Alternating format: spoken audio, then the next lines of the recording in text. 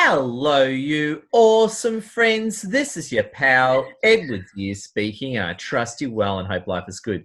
Friends, I'm very excited because in this interview, I'm interviewing one of my most favorite Jews on planet Earth.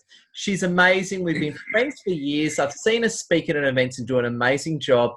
And she is an expert in the Holocaust. She's written books and she's incredible. Gabriella Kovac, how are you today? Hi Ed, how are you? And you are my favorite non-Jew, I suppose. I wouldn't, but we've known each other for such a long time, and I really love following you and whatever you do. Now, I was just going to say, it's a pleasure having you on our show, Gabriella. As you know, this has been a long time coming.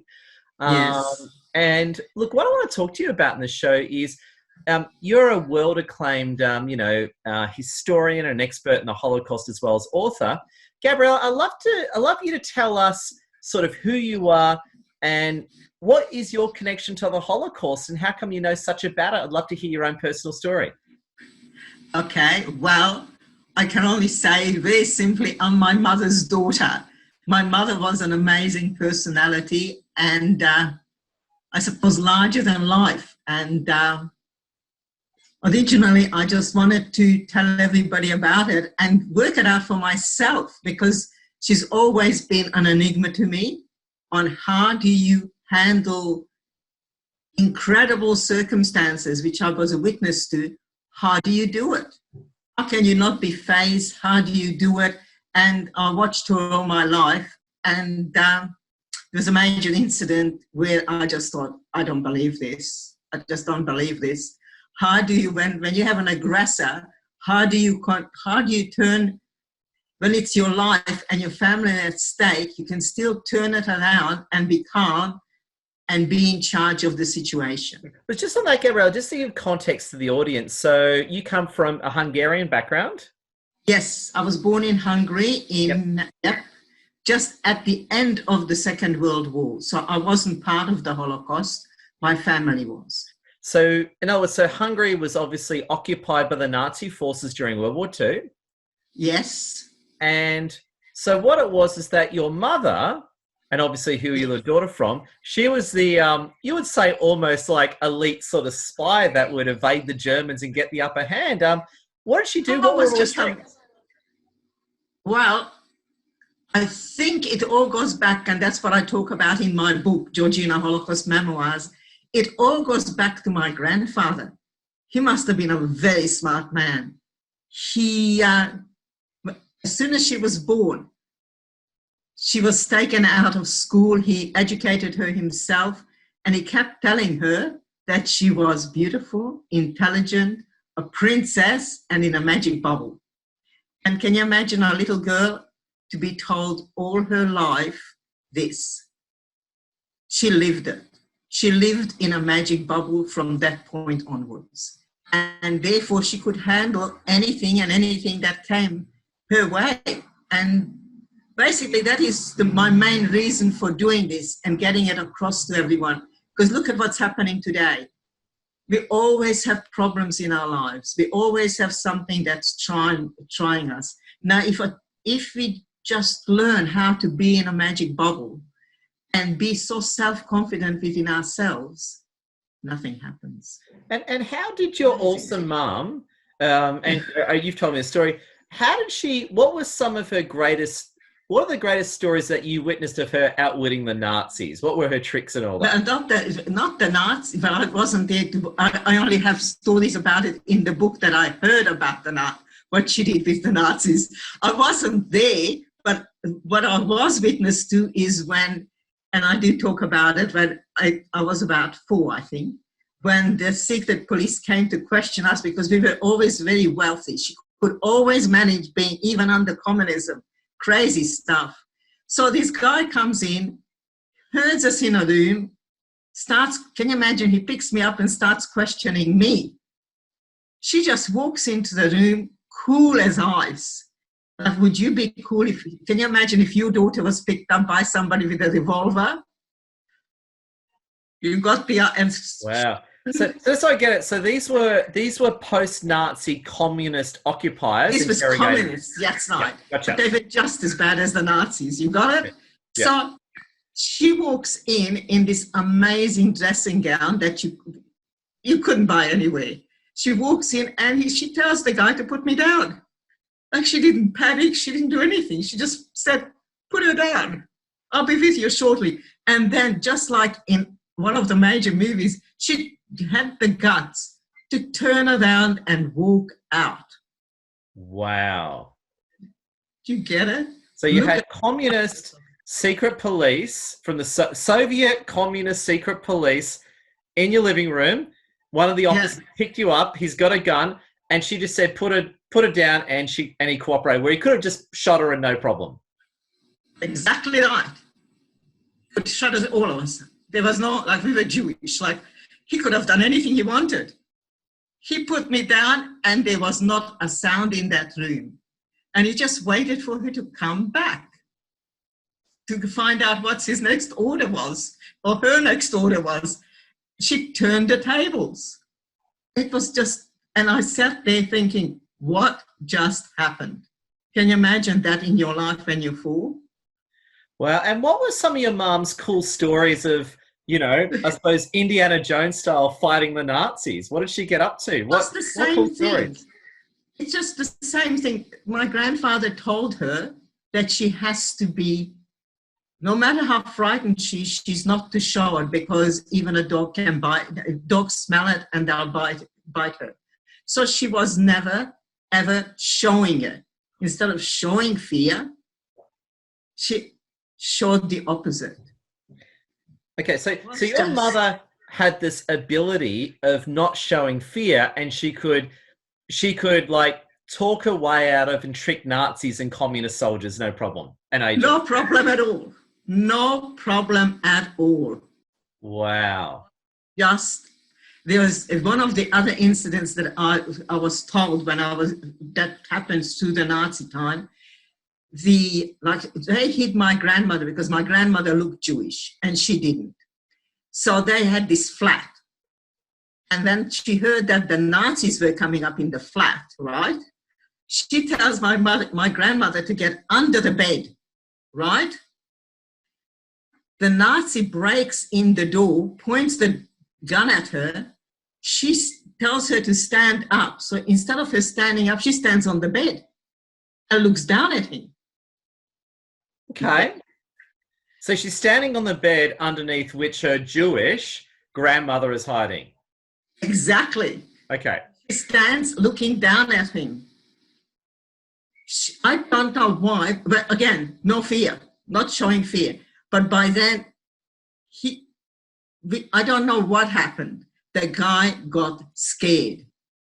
He literally walked back out of the room, stood in front of the door, said there's no Jews here, and waited until all the other Nazis left the building, and then he walked out. Okay, so I get it. So your mum almost like a Jedi Knight, almost like Obi-Wan Kenobi, she had this ability of just staying strong and say, there are no Jews. These aren't the Jews you're looking for. And people would just walk away. He looked at her on the bed, backed out of the room. This is what I hear. Backed out of the room, stood in front of the door, guarding the room.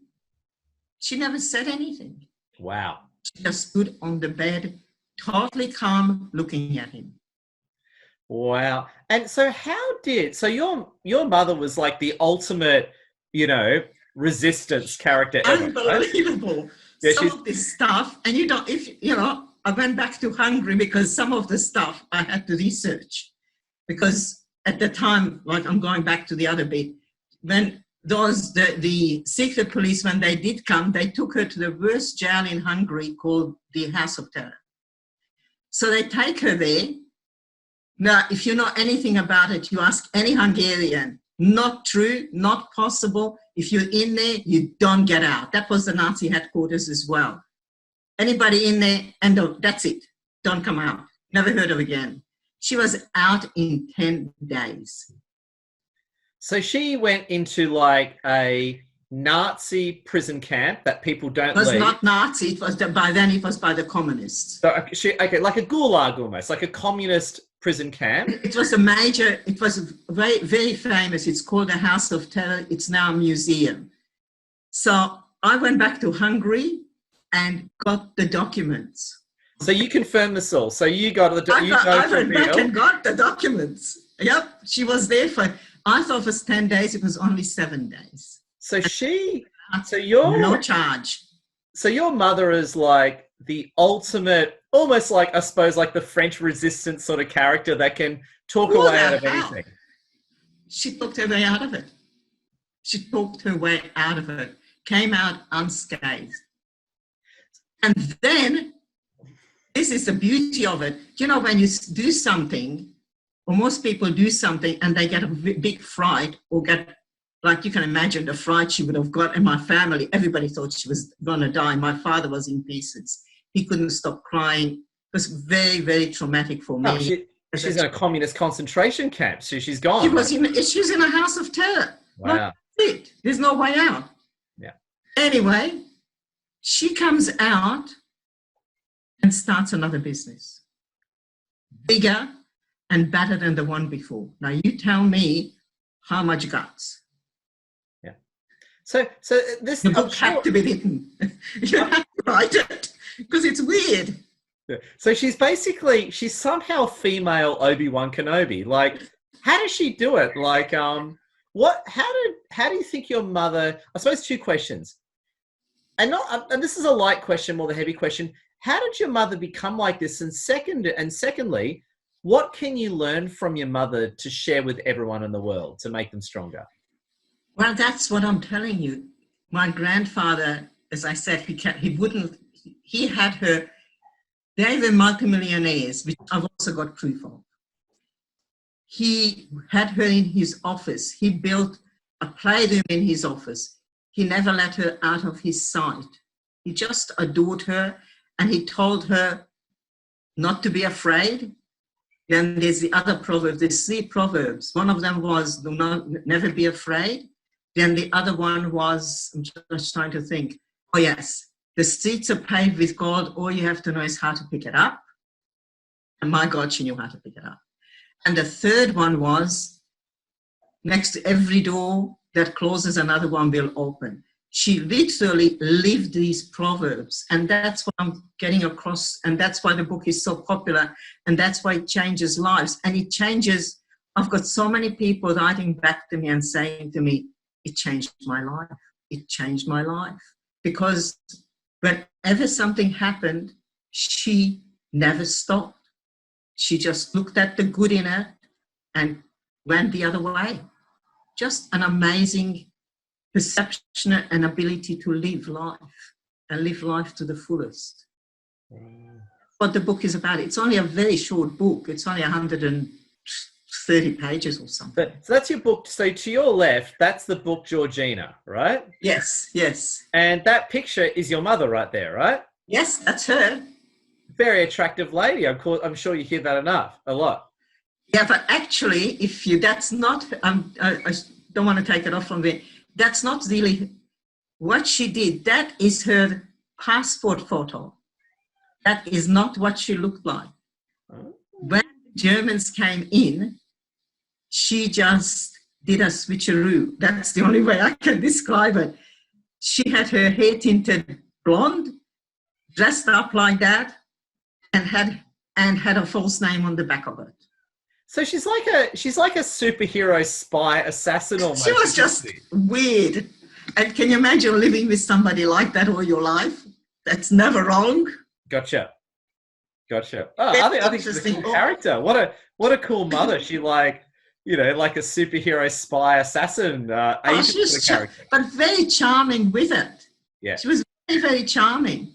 Like she had this iron behind, but she was charming and she was very smart and she could just twirl everybody around her little finger. It was just an amazing thing. So what's the book? Is the book telling her story, is it? Yeah, that's what it's about. The book all I've done on the book is just wrote down, she did this happened, then she did that. Then this happened, then she did that, because I watched it. And I listened to all the stories from the Holocaust. And because I had to, but she wouldn't stop talking. Like, she'd talk. Most people in this time do not talk.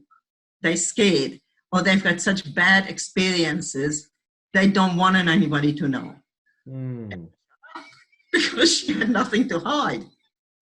Well, she's the cool one. She's the one that evaded captured Very journalists. cool.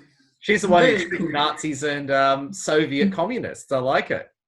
Oh yeah, she just got away with everything. She literally got away with it.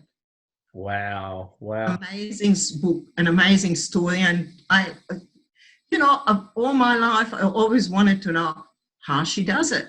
So I kept watching her, and then finally I wrote the book. And when I wrote the book and started talking about it, I finally got it. That's when I really got it. And just on that note, I know we've got to be careful of confidential details here, but and please say as much or as little as you can say. But I understand that obviously right now we're dealing with Corona globally, but you've got a play coming out. Is that right? Oh yes, I've got. I've been doing public speaking, and as you know, I've got a fairly large website and a fairly large Facebook page and a LinkedIn page. And last year in July, I met a very wonderful man who's a quite well-known playwright, Jay Cole. And first of all, he said he didn't have time because he had all these other plays going. And then after talking to me about 10 minutes, I must have something about my mother. In about 10 minutes in talking, he said, look, I'll send you my resume and you send me your book. I said, okay. Within 2 months, he said he couldn't put it down. Got it. So you sent this guy, Jay, who's a playwright, your book. He fell in love with your book and he turned it into a play. Yes. And then because of the coronavirus, of course, right now we've already sold quite a few tickets, but we will be, as soon as we've got theatres wanting the play. There's a lot of interest and a lot of people want to have the play on. We already got actors. The actors are being trained on Zoom. And as soon as we have an opening, the play is on. Oh my God. And just all the people. And that's showing in Sydney, Australia, isn't it? For the sake of yes, it will be in Sydney. And as soon as all the people that have bought tickets already, of course, their tickets will be validated. Yeah, gotcha. And with your book, how do we buy your book? How can people buy your book, Georgina Holocaust Memoirs? Well, you can either go on Amazon and buy it as an ebook. Yep. Or just go onto my website, press the button, and I'll even sign it for you. You can just buy it on PayPal and I'll sign it. Simple. Send it. What's your Australia, website? Not overseas, but Australia. What is your website? It's www.gabriellakovac.com. Excellent. Because what I'll do is I'll include that link with this video. So if people want to buy your book, they can go to your website and buy a copy. Yeah, I can just buy a copy, and if they like, I'll sign it for them. They give me a name on what who they want to have the book for. I will definitely sign the book for them. Okay. There you go. I think it's a lot of interest. There's just an amazing interest in this book. If you go onto Amazon, you can see like it's got 85 5-stars. Okay. Everybody says wonderful, fantastic. You can read it all. When is the film coming out? When is the movie? It's very movable. I don't know. It's like if we're going to make it in a movie, should we get like Martin Scorsese or David Lynch or someone like, or Dino De Laurentiis or someone like that crazy to direct it? Well, we need to have somebody pretty. There's some amazing. There's also a short on my webpage about it, and some of the stories are there, and there's just amazing. And on that note as well, pardon me, I can't remember, but we're having this conversation. You've had different parts of the Australian government support and endorse your book and play as well. Yes, and I've got down here an ambassador wanting to come to the play and endorse it. We had quite a few people interested in this. It's, I think it's going to be one of the biggest things that's coming up in the next few years. But then it's more, what I want is the message that all we really need to do is believe in ourselves, to have the strength to believe in ourselves, and we all have a magic bubble around us. Just Georgina started it. And if you just read the book, follow the example, learn by it, I think it will change your life. That's the main message. Well, Gabriella, I got to say, this is very cool. Excited about the play. I'm going to make sure I share this video with your website and the Amazon link. So I was just going to say, if you love what you see, friends, jump on Amazon to get the ebook. And if you want to buy the actual hardback book signed, jump on Gabriella's website. Is that right? Yeah, and I will be putting up when the play, as soon as we can, we will have the play on. Yeah. Gabriella, I just got to say thank you so much. Before we go, do you have any closing thoughts for the audience, especially during the times of Corona? I think you still have to do the same thing. Believe in yourself. We are going to get out of this, and we'll be bigger, stronger, and better in Australia and in the world, because I think we will learn from this what happened. That's all. I think that's the main thing.